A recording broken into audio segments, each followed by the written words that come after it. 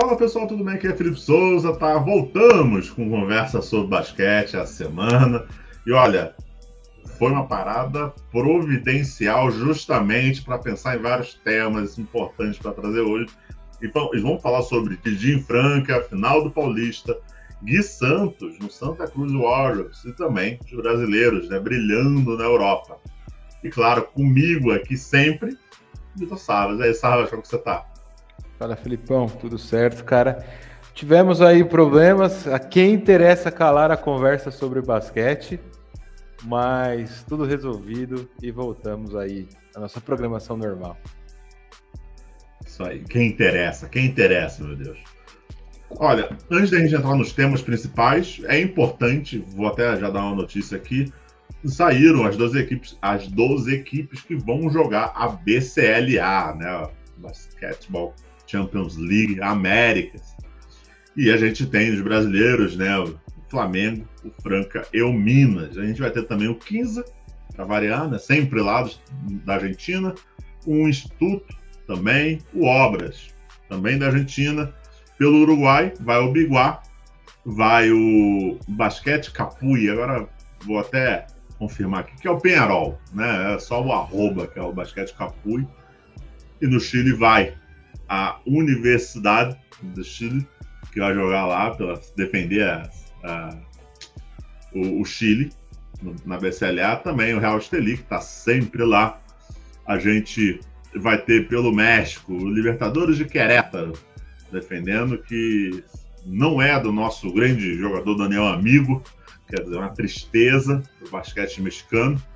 E pelo Canadá, a gente vai ter o Hamilton Honey Badgers. Então essas são as 12 equipes que vão participar na BCLA. Sava, já toca aqui para você rápido. Favorito para essa BCLA? A gente vai ter uma final brasileira nessa BCLA? Cara, eu acredito que sim. A menos que... É sempre difícil falar, principalmente por causa do Real Estelí, né? Os caras lá... É o time do país, né? Então não falta dinheiro para contratar ex-NBA quando chega na reta final. Mas, a princípio, eu diria que a final ali seria Franca e Flamengo, até com alguma facilidade. Me surpreende o Chile ser vai ser o deck, não vai ser o deck esse ano, né? Vai ser... Putz, até perdi aqui. Mas, enfim... O Chile mudou finalmente o seu representante, se eu não me engano. Vai ser interessante. O BCLA deve, na minha opinião, acho que vai ser realmente uma final brasileira ali. Real Estelí pode surpreender, pode, mas Franca contratou muito bem. Já falar de Franca tem muita informação, até porque hoje, quando a gente está gravando, está tendo o último jogo da final do Paulista, que Franca, pelo jeito, também está se caminhando para ser campeão. Mas antes disso, vou trazer também aqui uma coisa que aconteceu bem legal na semana. A gente teve aí no dia 12, Dia das Crianças, mas também o Dia do Basquete. E o Corinthians Basquete fez uma ação muito legal lá no Parque São Jorge. Cara, teve torneio de enterrada, teve algumas ações, até quem acompanha no Twitter vale até a pena, que é o Tonhão Romero. Ele até divulgou algumas ações, como você poderia tirar foto com um atleta, mas de forma holográfica. Então, você marcava ali o jogador que você queria tirar foto e você conseguia. Cara, ações muito, muito legais. Coisa que admito que eu sinto muita falta no basquete brasileiro. E o Corinthians, cara, dando um show muito legal mesmo. Mas, cara, o papo aqui a gente já começou a falar um pouquinho de Franca. Teve a grande notícia, né, que eu trouxe durante a semana, na contratação do Didi para o Franca. Didi voltando para o Brasil e jogando no time de Franca. Vale ressaltar aqui, só trazendo um pouco do que eu tinha apurado, tá? Didi não tinha proposta da Austrália, tinha observações e não tinha proposta. Por que não tinha proposta? Porque na Austrália a maioria das equipes já estavam fechadas em termos de estrangeiros, então ele não poderia acertar com ninguém. Foi realmente uma observação, tipo, entendendo mesmo, Você está livre ainda? Como é que você está? O que você espera do futuro? Essas coisas. Uma possível contratação no futuro. Teve também sondagens de equipes brasileiras, é óbvio, mais franca financeiramente hoje, bem estruturada. O Flamengo ali não fazia sentido. Mesmo o Didi sendo torcedor rubro-negro, né? Ele mesmo já postou em redes sociais e tal. Então, só que isso não quer dizer muita coisa, né? O Flamengo já fez seus investimentos e não seria tão simples contratar o Didi assim, de uma hora para outra. Então, Franca entrou forte nesse caso, contrata Didi de volta para Franca e também assim tem esse lado bom, né? Se o Flamengo não entra forte no páreo, putz, a outra escolha talvez ali o segundo coração, vamos dizer assim, o segundo ou o primeiro, né? Primeiro porque ele é torcedor do Flamengo, mas o segundo porque Franca o revelou e divulgou para o mundo. Então, Didi volta para Franca, vai ser interessante nesse encaixe do time francano. Vamos ver como o Elinho vai se posicionar. Tem alguns pontos aqui, eu acho que é que Franca tem uma coisa particular, na minha opinião. Franca respira basquete, diferente de outras regiões, tá? Diferente de Flamengo, por exemplo.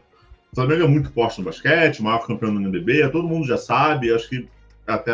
Só que o torcedor do Flamengo, ele divide o Flamengo com o futebol, ele divide o Flamengo com outras paixões dentro do próprio clube. Franca, não. Franca é ali o basquete, o time do SESI é ficcionado. Se você... E agora que estou em São Paulo, vendo também jornais do interior, cara, você vê Bauru e Franca, bem legal. Tipo, Jornal da Tarde ali, o SPTV, né? Bauru a TV tem e tal. Fala-se do time de basquete, isso é bem legal, você acompanha em loco. O que eu quero dizer com isso é o seguinte: Didi em Franca, maravilhoso. Acho que toda equipe brasileira queria Didi em Franca.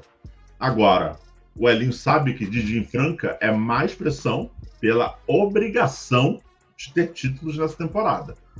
Então, o que isso quer dizer? Que Elinho sabe que esse alvo nas costas aumenta cada vez mais com qualquer contratação que se faz.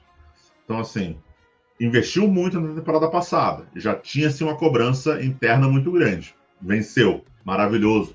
Título conquistado. Um alívio para a torcida que sempre queria essa vitória, esse título, que não veio.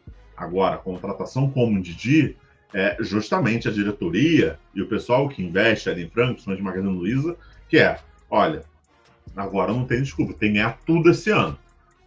Passa pelo Campeonato Paulista, é óbvio, né? Aquele negócio. Estadual só não vale para o time que perde. Para o time que ganha, vale a pena ir em qualquer lugar. Então, assim, uma pressão maior, na minha visão. Sarvaz, como é que você vê essa chegada do Didi em Franca? Como você observa até o encaixe mesmo do Didi nesse Franca que já mostra um bom desempenho nesse começo de temporada? Cara, vai ser difícil pro Elinho essa rotação. Ele tem muita gente boa. Acho que vai ser um difícil que todo mundo queria ter. Ele vai ter muita gente boa que joga em posições parecidas ali. Eu acredito que ele deva começar com o Jorginho, o Didi, Jackson, Lucas Dias e Lucas Mariano. É um time gigantesco pro padrão nacional. Gigantesco, assim. É uma vantagem de altura que eu não lembro num passado recente que tenha tido um time tão grande. Talvez aquele Flamengo que tinha o Herman e tudo mais, mas mesmo assim... Então eles vão conseguir ser grandes, talento tem de sobra, e ainda vem do banco. Scala, o Luz, tem Márcio, tem Reinan. Então até os meninos são muito bons. Eu acho que o desafio mesmo do Elinho vai ser fazer todo esse time aí jogar e não ficar com problemas de joguei pouco, joguei muito, queria ter jogado mais e tudo mais. O Didi, ele vem aí para ser, se não for o melhor defensor do Brasil, um dos melhores. Defensivamente ele é muito bom. E a gente tem que ver como é que ele vai estar no ataque, né? Porque se esperava que ele começasse... Se treinou ele para ser um 3&D, né? Que é um defensor que chuta de 3. Não deu muito certo. Depois mudaram um pouco para ele ser aquele cortador que vai lá dentro e tenta arrumar uma falta, uma cesta com mais contato, justamente por ser um jogador forte. Também não deu muito certo, então assim, ele vai precisar ofensivamente mostrar algumas qualidades que fora daqui ele não conseguiu mostrar. A gente sabe que o nível daqui é bem mais baixo que da Austrália, do NBA, então mesmo Summer League, mas ele vai precisar se encontrar ofensivamente, assim, qual vai ser o papel dele. E talvez no Franca isso faça até sentido, porque no Franca ele vai poder desempenhar um papel específico, porque tem tanta gente que faz tanta coisa ali, que ele pode se focar numa parte só que para a carreira internacional dele pode ser interessante. Total. A única coisa, obviamente, que me preocupa é voltar para o Brasil, né? Assim, acho que, invariavelmente, você sair de uma NBA, por mais que não tenha tido um grande destaque na NBA, ainda assim voltar para o Brasil, talvez não era... acredito eu que não era o passo sonhado por todos, tá? Envolvidos ali.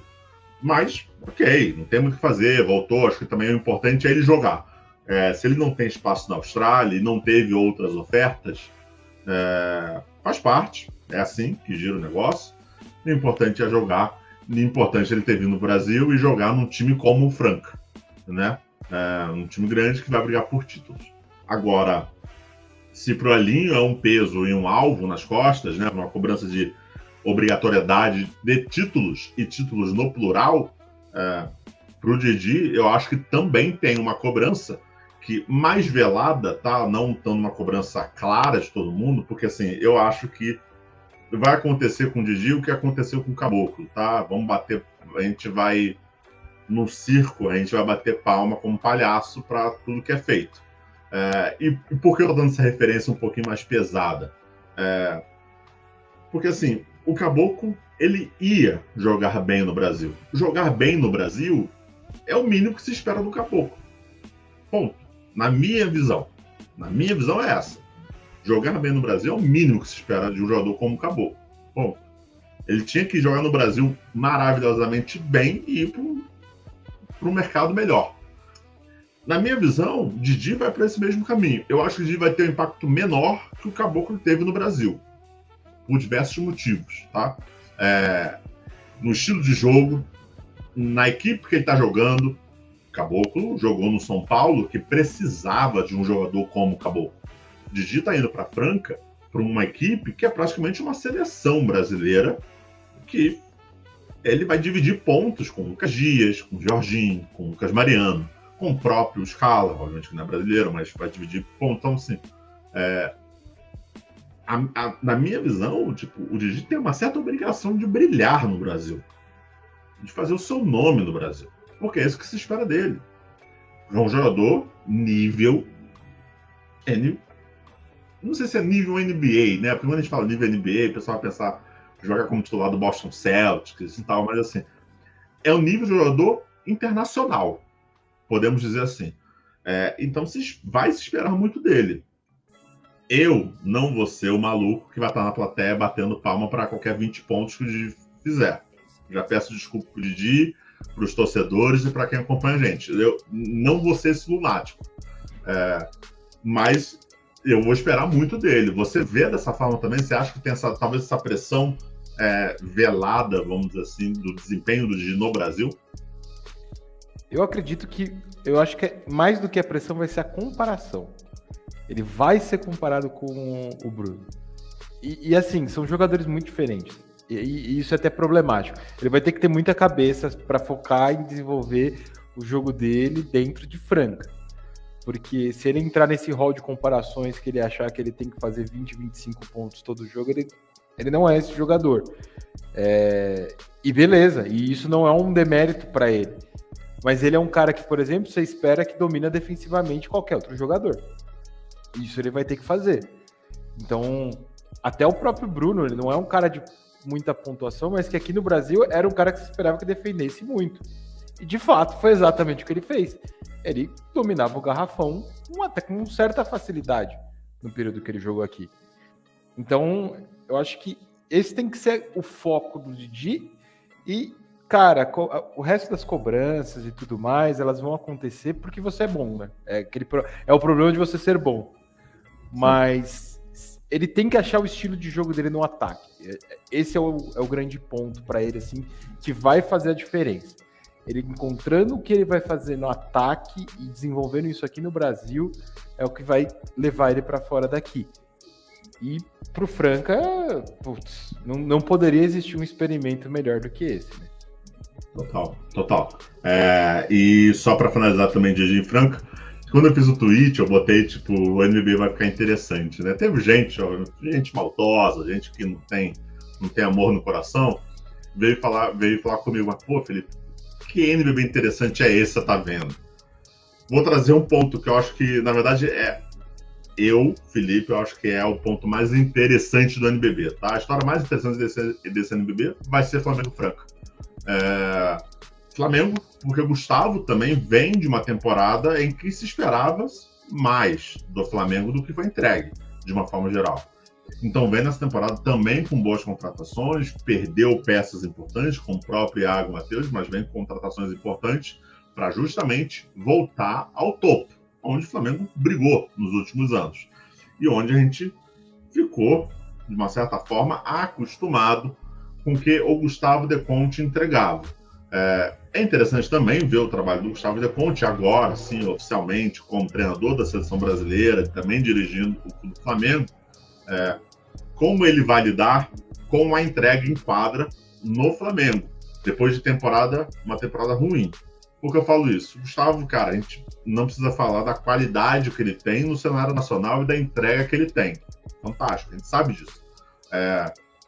Só que eu acho que é um momento diferente de pressão. O Gustavo talvez não esteja tão acostumado. Lembrando, Gustavo chega no Flamengo que tem dinheiro e poder financeiro totalmente diferente do que ele tinha no Paulistano. Então a cobrança no Paulistano era totalmente diferente. Chega no Flamengo com poder financeiro muito forte para conquistar títulos.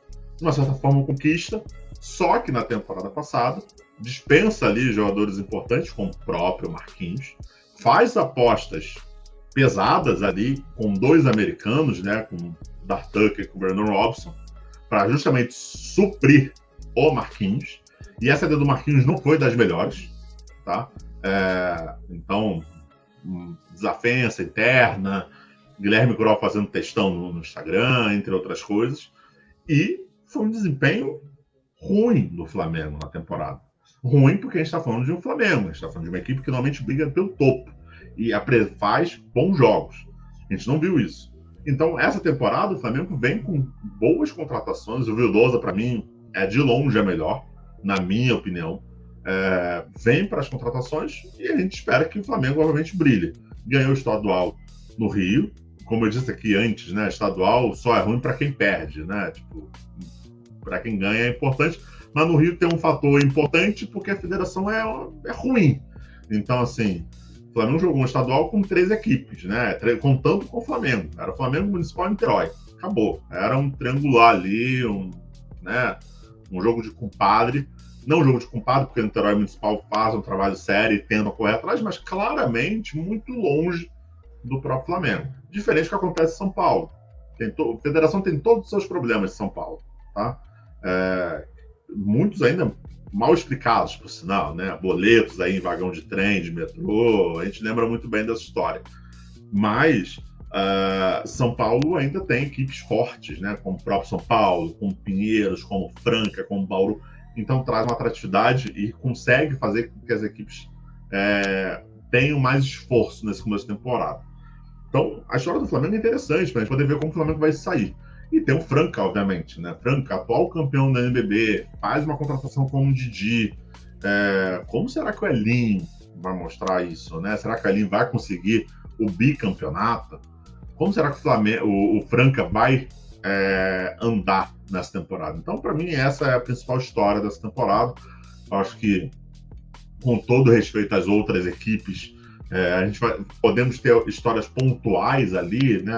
Um Brasília agora com Fúvio, como GM, Pedrinho Rava também ali trabalhando nos bastidores do Brasília. Será que o Brasília vai voltar a ser o Brasília?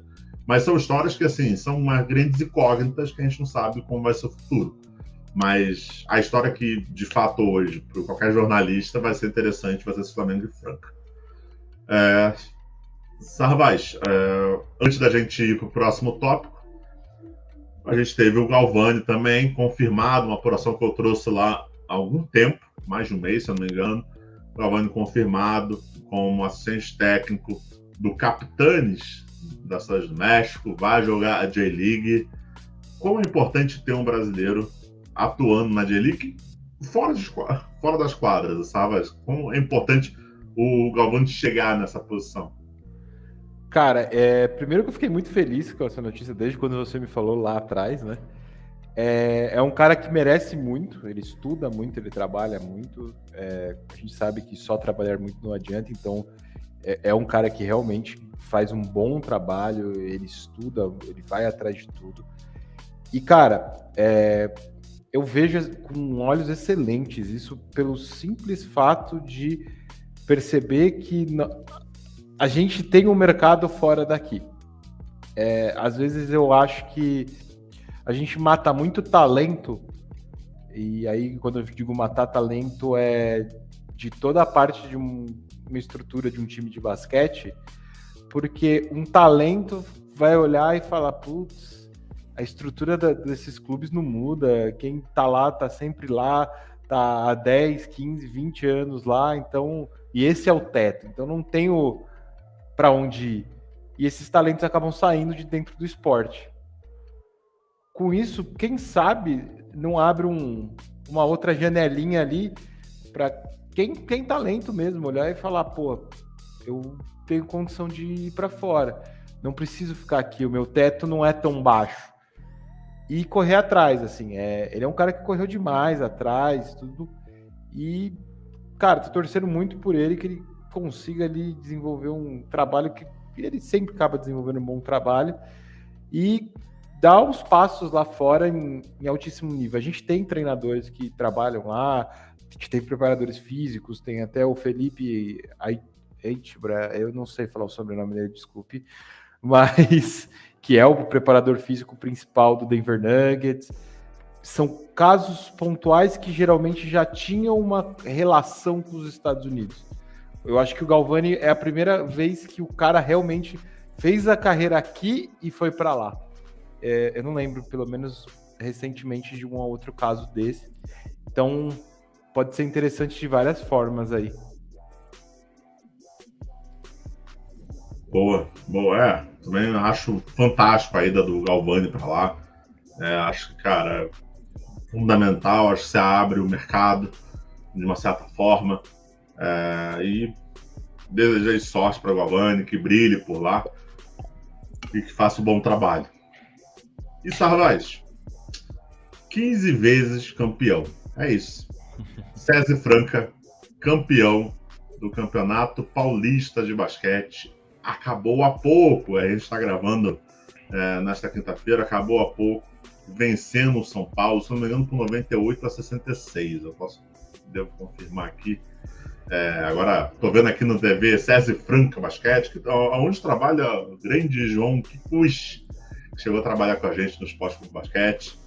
Está lá, cobrindo o time de coração. E está mostrando aqui a torcida e tal, mas Franca, mais uma vez campeão paulista.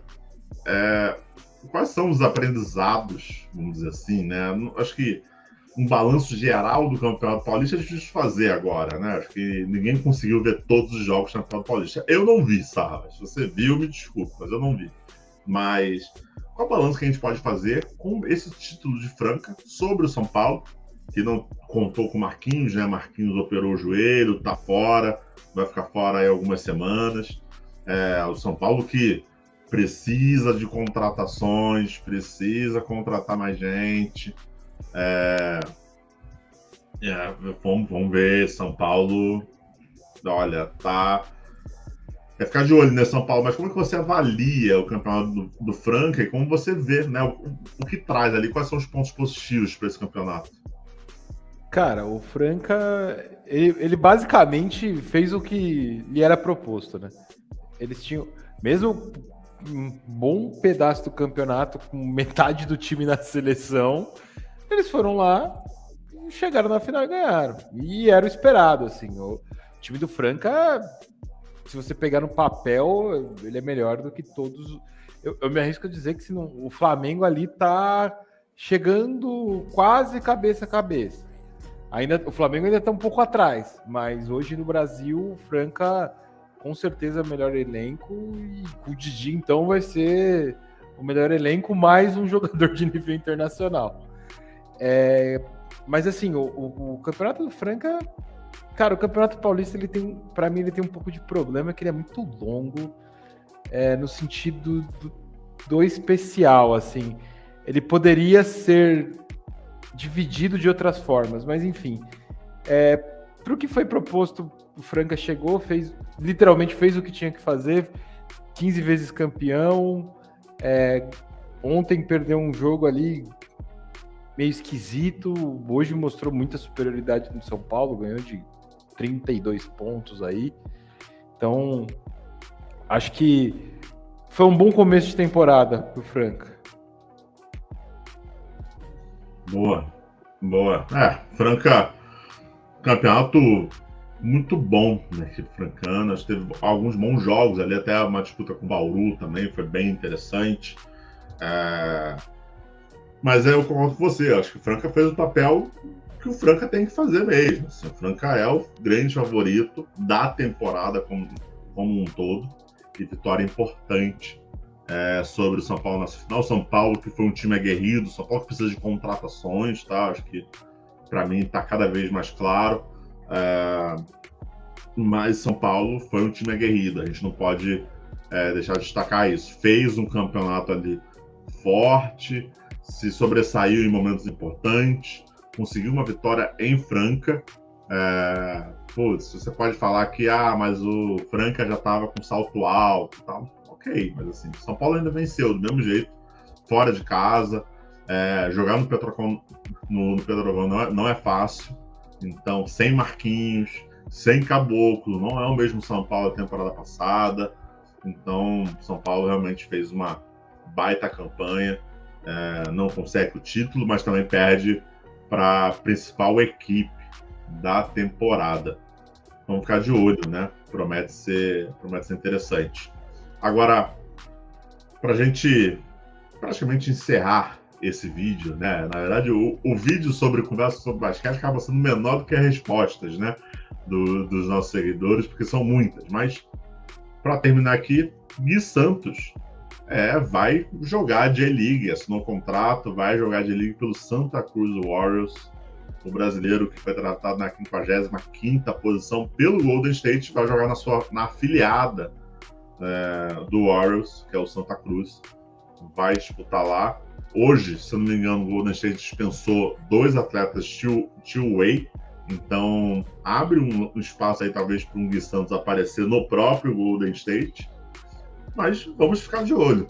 Sarvaz, quando o Didi foi draftado, ele não joga o primeiro ano nem na J-League. Vai para a Austrália. Como é que, assim, a gente pode ter aquele tracinho de otimismo, falar assim, podemos ver um Gui Santos na NBA? Cara, eu sinceramente, pelas ferramentas técnicas e físicas do Gui, é mais provável do que o Didi.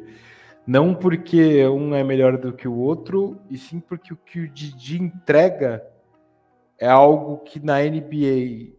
assim, a gente tem que ser muito claro com uma coisa. Raramente um brasileiro vai chegar lá para ser estrela. Isso aí vai acontecer uma vez em 1 milhão.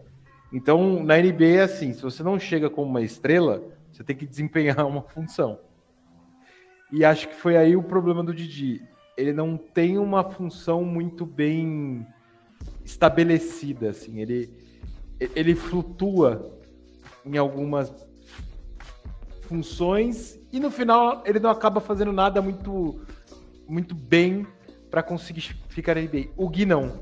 O Gui ele já consegue ter uma função um pouco mais definida de um 3 que leva a bola, um jogador comprido, que marca muito provavelmente o melhor ala do outro time e que no ataque consegue criar alguns arremessos ali. Então ele já é um prospecto bom se você pensar nele vindo de um banco, principalmente num time como um Golden State, que o armador é um pivô que tem o costume de dar soco na cara de alguns companheiros de equipe, mas...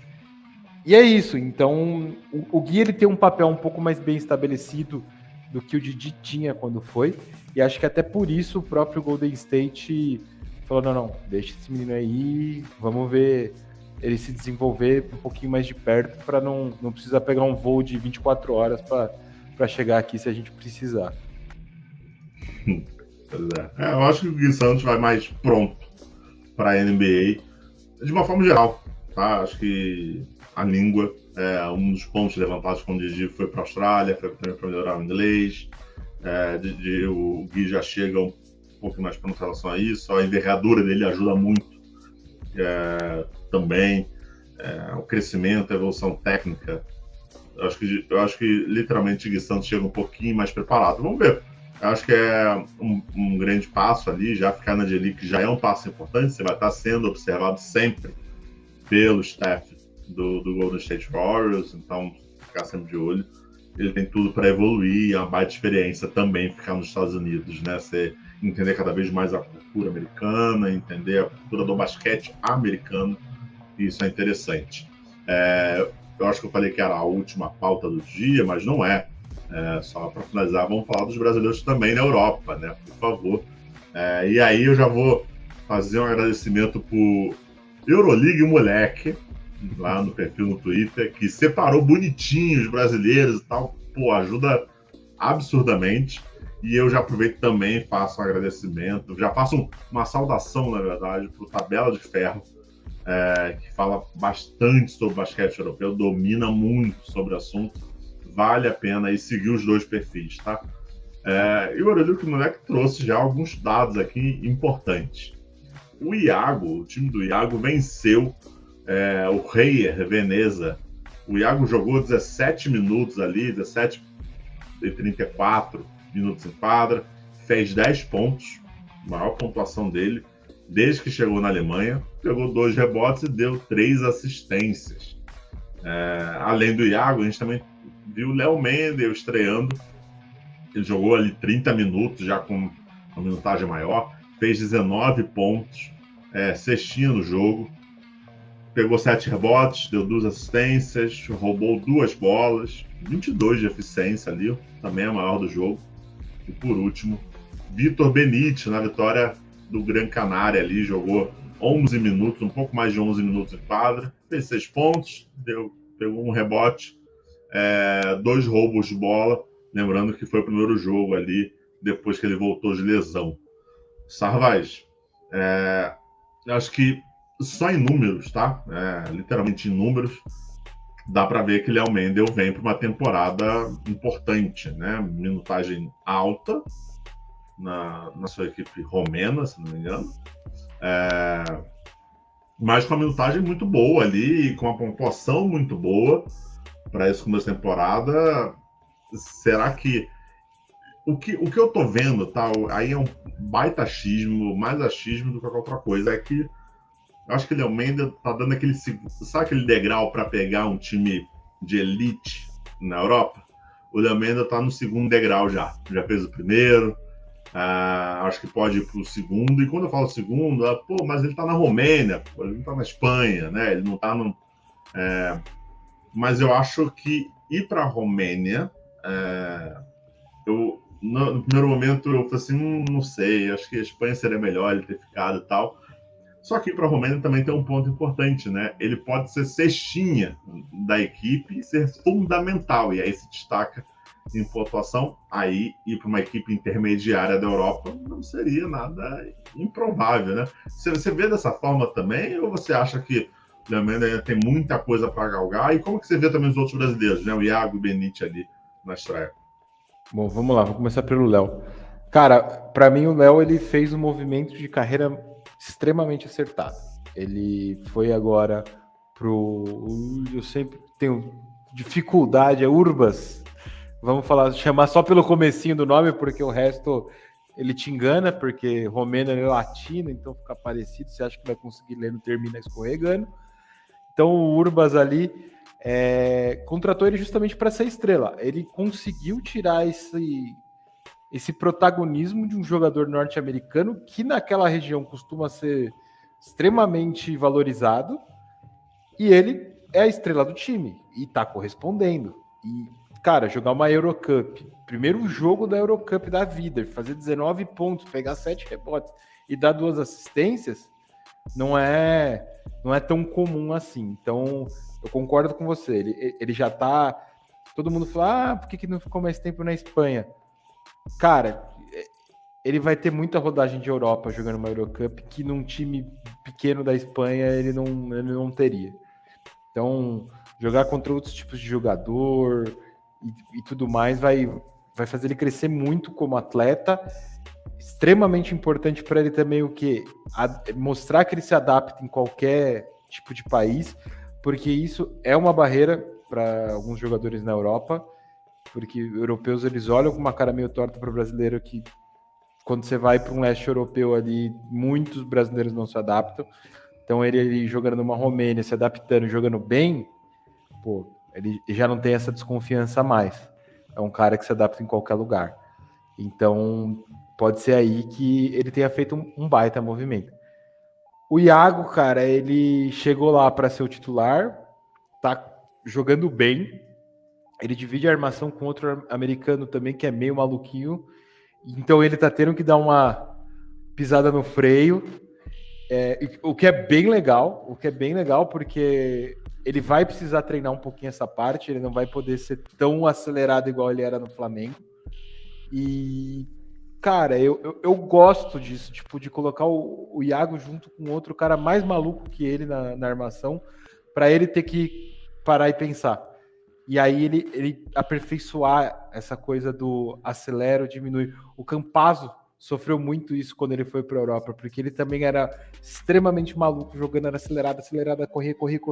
Acho que por causa da altura, pelo estilo de jogo, mesmo ele sendo argentino, ele era assim, e depois ele foi desenvolvendo essa cadência no jogo dele, que hoje em dia a gente vê que dá muito resultado.